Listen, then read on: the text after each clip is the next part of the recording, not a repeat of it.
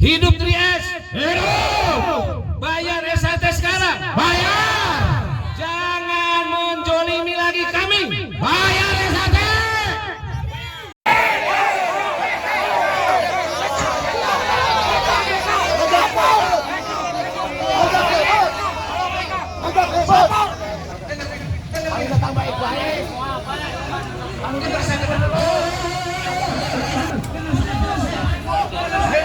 PTPN 8 PTPN 8 Ex itu PTPN 8. ada berapa? Kurang lebih 5.000 orang. 5.000 orang. Baik. Ada berapa angkanya yang harus diterima oleh mereka secara Kurang keseluruhan? lebih 400 miliar. 400 miliar. Untuk Bapak sendiri berapa Pak satu bulan yang harusnya diterima?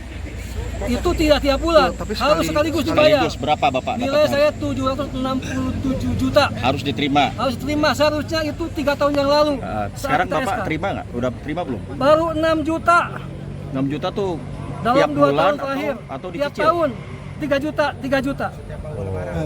Mau lebaran 3 juta. 2 kali dibayar kita. Dari 767 juta. Upaya kami adalah kita menyampaikan pernah ke manajemen PTPN 8 ketika itu masih ada di Sinda Sirna. Nah, berlanjut organisasi ini ada restrukturisasi. Kemudian kami juga melakukannya ke holding PTPN 8 yang ada Jalan Kuningan. Selanjutnya kami juga ke Kementerian BUMN dan kami juga pernah datang ke Senayan diterima oleh fraksi PAN di sana.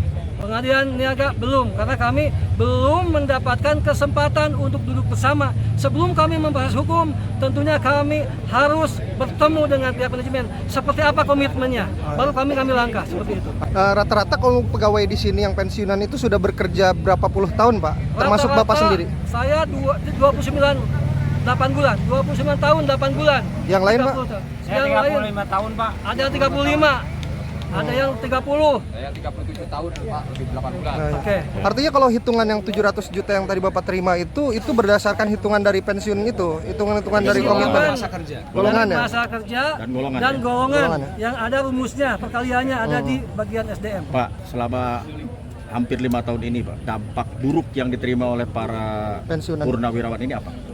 Tentunya banyak anak-anak sekolah yang putus, ya kan? Tentunya banyak yang menderita karena tidak bisa ada ketenangan jiwa dan tidak bisa hidup secara berkecukupan. Bayangkan saja 200.000 kebanyakan dari kami, dari 5.000 orang pensiun ini kurang lebih, itu gajinya cuma 200.000 per bulan. SHT yang seharusnya dibayarkan saat SK itu diberikan, yang mungkin teman-teman nilainya berapa contohnya? 200, Pak. 200 juta. Mungkin Bapak berapa? 3 juta. Itu bervariasi, ada yang 100, 200, 300 tergantung golongannya. Itu harusnya itu menjadi bagian bekal pensiun. Apakah mau usaha, mau menyekolahkan, mau kemudian menikahkan anak, dan mau pindah rumah dan sebagainya. Banyak teman-teman yang masih di bedeng dan hidup tidak layak. Kami akan melakukan ini kalau memang hak-hak kami tuntas. Kami tidak akan masuk ke yang lain-lainnya. Banyak yang meninggal, tentunya itu mereka juga sangat menunggu-nunggu ya. Untuk biaya rumah sakit dan lain-lain gitu ya? Ya, bahkan ada yang namanya tunjangan kematian. Itu pun terlambat dibayarkan. Gitu. Nah ini menjadi suatu perhatian harusnya.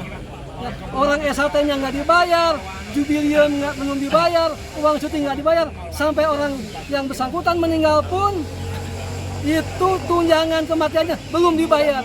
Ini terlalu dolim ini ya perusahaan.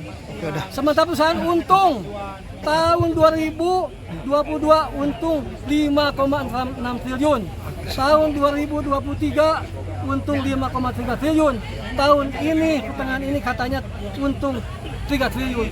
Seharusnya kami ini tidak ada lagi masalah, nggak ada isu untuk tidak dibayar. Dan perusahaan selalu berkelit. Apakah itu nggak ada uang? Apakah bentuk organisasi yang tidak memungkinkan holding membayar atas perusahaan?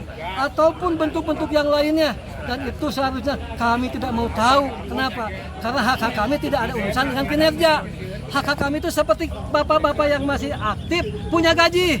Coba dikurangi nggak kalau nggak kecapai target, kan tidak dikurangi. Harusnya begitu.